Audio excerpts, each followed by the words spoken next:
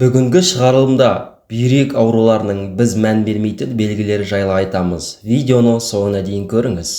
Көбіміз ісу, бас ауруы мен шаршаудың өзі дәрігерге көрінудің алғашқы белгілері екенін біле бермейміз.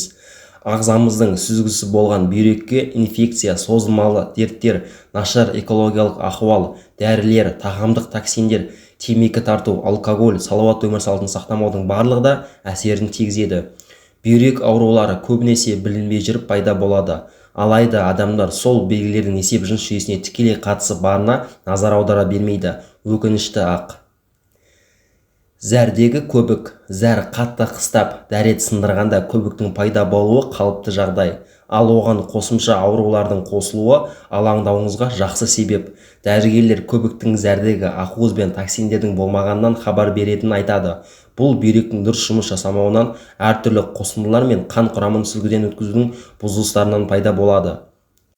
Бел ауруы, ауырсыну сезімі арқада пайда болады. Қабырға астында омыртқа жотасының оң және сол жақ бөлігіне беріледі. Ол кейде ішке және жыныс жолдарына дейін жетіп жатады. Бұл ауруды омыртқамен байланыстырып шатасатындар көптеп кездеседі. Олай қателесуге болмайды. Ауруды одан әрмен асқындырып алмас үшін кәсіби көмекке жүгіну керек. Бастың ауруы немесе бас айналуы.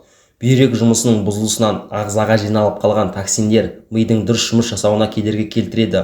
Бұл есте сақтау қабілетін нашарлатып, бастың ауруы мен айналуына себеп болады. Оған дейін жеңіл атқарып жүрген жұмыстарыңыз қиынға соғып, көп күшті талап етпек. Бүйрек жұмысының нашарлауына анемия мен басқа да асқыну процестері жүреді.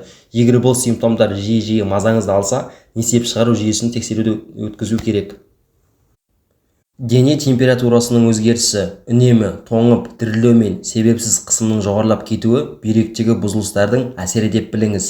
Дәрігерлер адам температурасы бүйректің қабынуынан әсіресе пилонефритте көтеріледі дейді. Құрғақ, жиі қышитын тері. Бүйректің қандағы құнарлы заттар мен минералды тепе-теңдігін сақтай алмауы, токсиндер мен артық сұйықтықтың сыртқа шығару кезінде проблемаларға тап болуы. Теріні құрғақтандырып жібереді. Әрине, теріміздің түлеуіне де одан басқа болып жатқан себептер өте көп. Бар мәселе бүйректен болса, оны міндетті түрде шешу керек. Ісік. Бұл ағзада сұйықтық кідіріп қалғанда болатын жайсыздық. Соның кесірінен аяқ пен көздің айналасы ісініп шыға келеді. Ісіктің өзі сізде шынымен бір аурудың барын анықтап бере алмайды.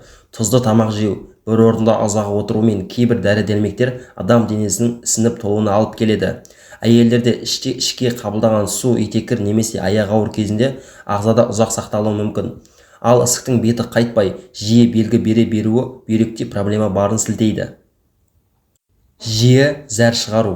Бұл жайсыздыққа несеп шығару жолдарының кез келген ауруы себепкер болуы ықтимал. Ал дәл бүйрекке қатысты айтар болсақ, инфекция, пилонефрит, тастың пайда болуы немесе ағзадағы сұйықтықтың тепе-теңдігін сақтайтын функцияның бұзылысы адамдарды әуре сасаңға салады.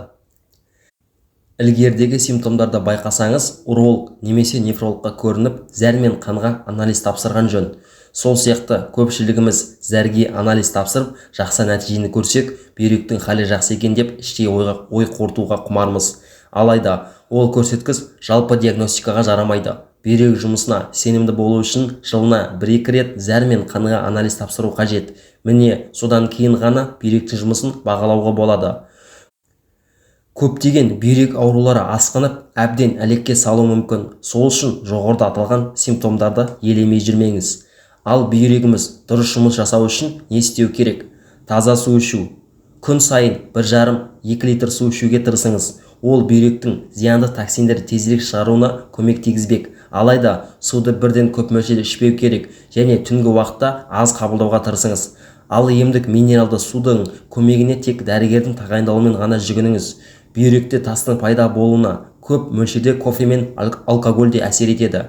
Дұрыс тамақтану, балдыр көк жеу, қарбыздың қабығынан сусын әзірлеу, көп қимылдау және билеу. Физикалық белсенділік тек бүйректің саулығын ғана емес, барлық дене мүшелерімізге пайдасы көп екенін жақсы білеміз.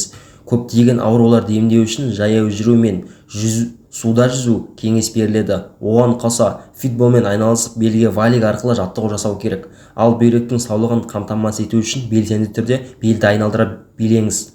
Бастысы, өз-өзіңізді емдеумен айналысудың қажеті жоқ.